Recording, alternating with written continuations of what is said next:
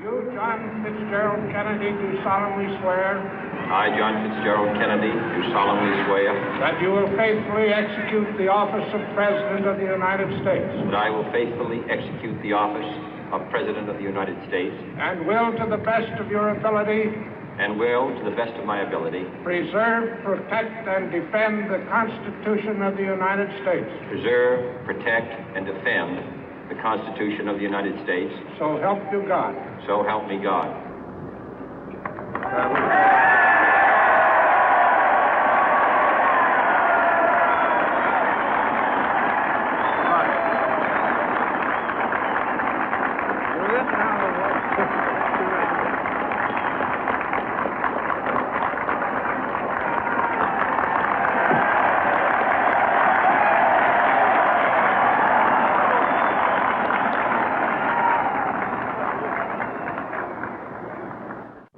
Vice President Johnson, Mr. Speaker, Mr. Chief Justice, President Eisenhower, Vice President Nixon, President Truman, Reverend clergy, fellow citizens.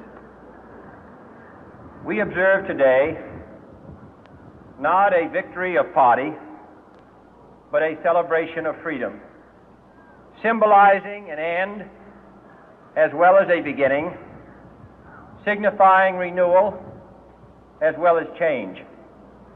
For I have sworn before you and Almighty God the same solemn oath our forebears prescribed nearly a century and 3/4 ago.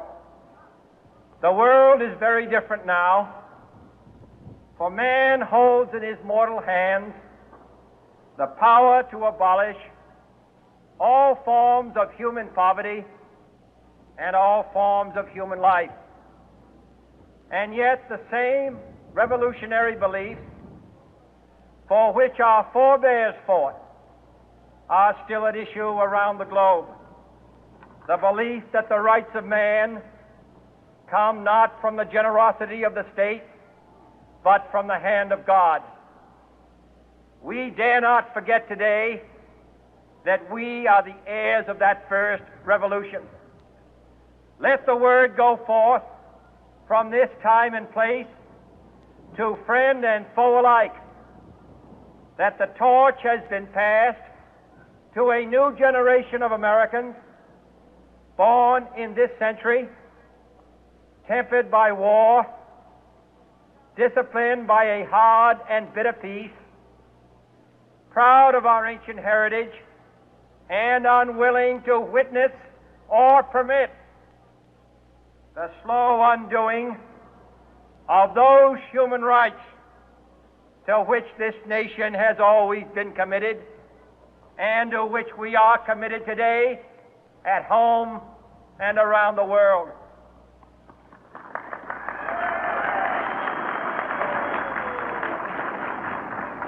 Let every nation know, whether it wishes us well or ill, that we shall pay any price, bear any burden, meet any hardship, support any friend, oppose any foe to assure the survival and the success of liberty.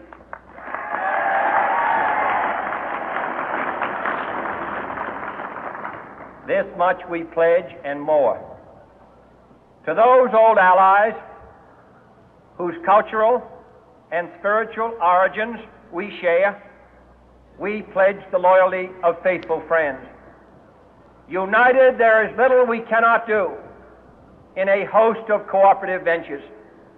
Divided, there is little we can do, for we dare not meet a powerful challenge at odds and split asunder.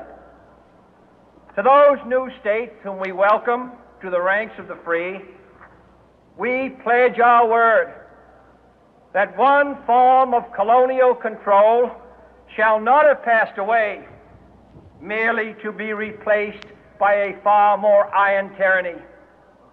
We shall not always expect to find them supporting our view, but we shall always hope to find them strongly supporting their own freedom, and to remember that in the past, those who foolishly sought power by riding the back of the tiger ended up inside.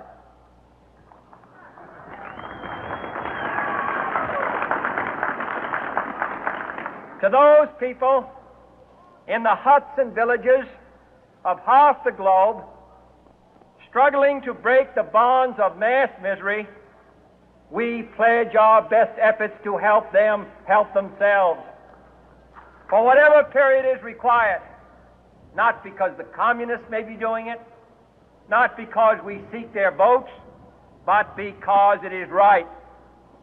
If a free society cannot help the many who are poor, it cannot save the few who are rich.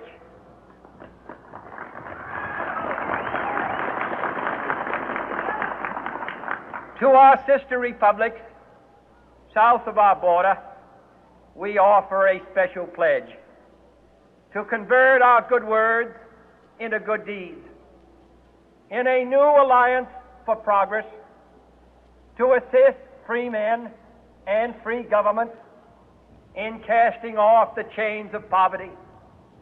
But this peaceful revolution of hope cannot become the prey of hostile powers.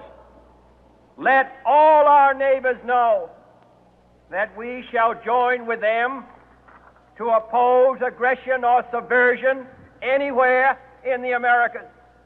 And let every other power know that this hemisphere intends to remain the master of its own house.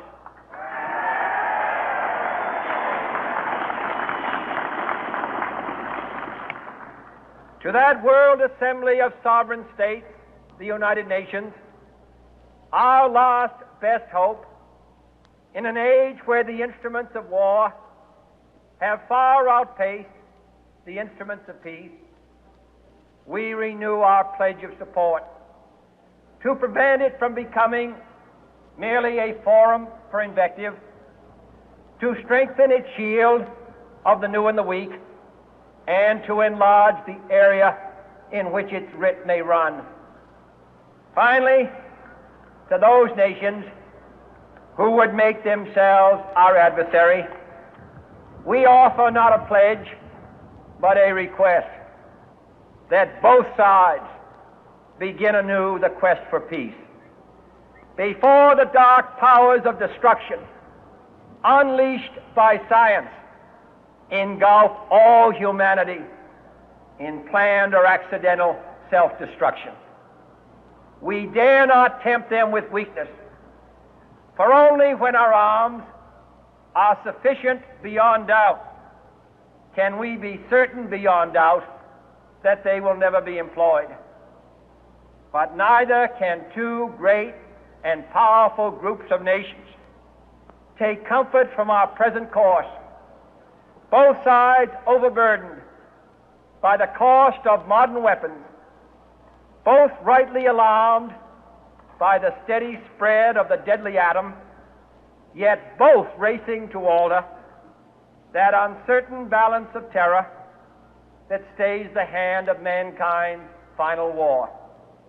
So let us begin anew, remembering on both sides that civility is not a sign of weakness, and sincerity is always subject to proof. Let us never negotiate out of fear, but let us never fear to negotiate.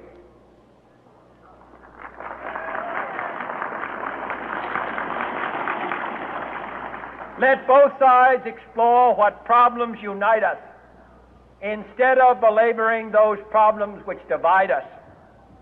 Let both sides, for the first time, formulate serious and precise proposals for the inspection and control of arms, and bring the absolute power to destroy other nations under the absolute control of all nations.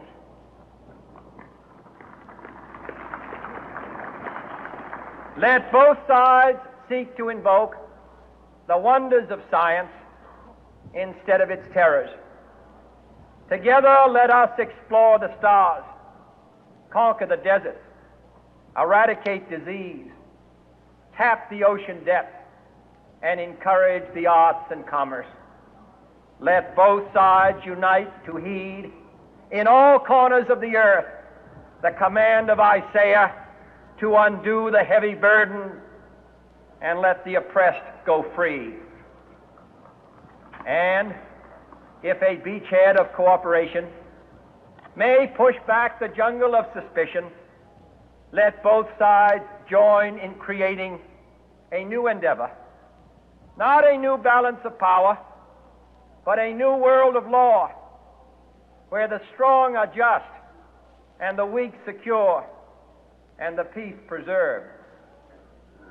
All this will not be finished in the first 100 days, nor will it be finished in the first 1,000 days, nor in the life of this administration, nor even perhaps in our lifetime on this planet. But let us begin.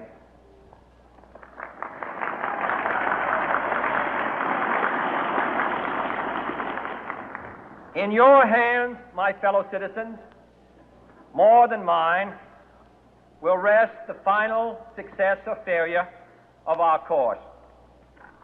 Since this country was founded, each generation of Americans has been summoned to give testimony to its national loyalty.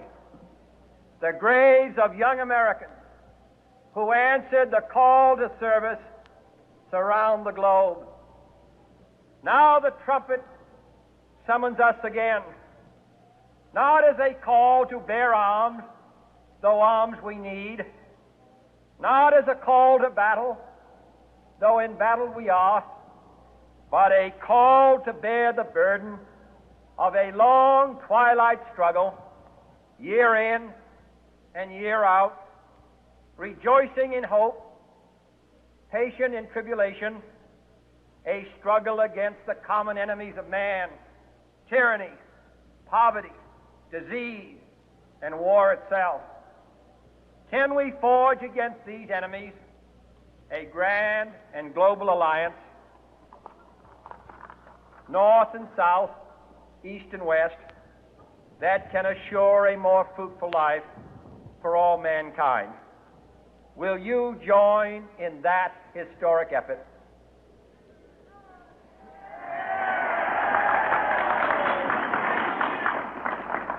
In the long history of the world, only a few generations have been granted the role of defending freedom in its hour of maximum danger. I do not shrink from this responsibility. I welcome it.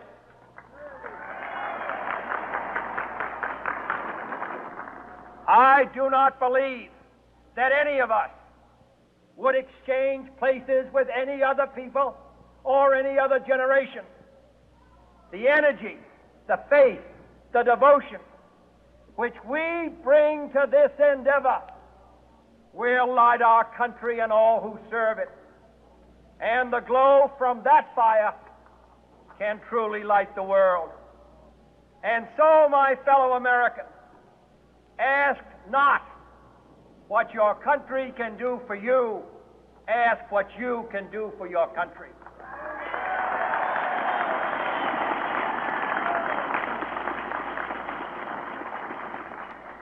My fellow citizens of the world, ask not what America will do for you, but what together we can do for the freedom of man.